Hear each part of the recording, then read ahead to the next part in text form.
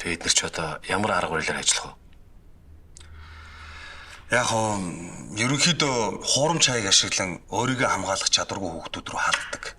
Тэгээд хамгийн гол нь яг тэдний үе тэнгийнх гэж өөрийгөө итгүүлнэ. Тэдний хэлээр ярина, бичнэ, групп руу норно. Тэгээд яг та нөгөөдүүл нь итгээд найз болдог. Тэгээд хамаг нууцаа овоолцчихна.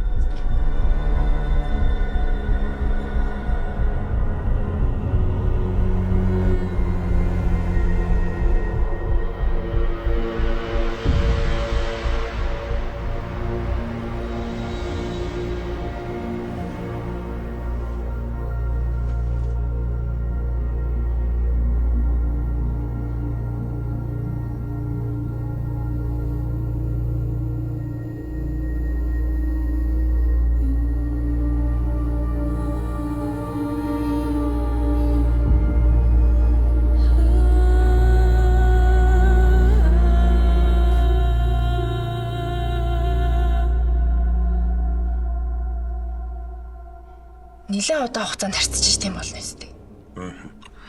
Ер нь бол тий. Манай IT-ийн иймэрхүү төрлийн гэмт хэргийг хэд хэд удаа илрүүлж гисэн. Иймэрхүү төрлийн гэмт хэрэгтнүүд чинь цаад хүнийхээ итгэлийг олохын тулд өдөр шөнөгүй мессеж хүчшиж итгэлийг олж авдаг.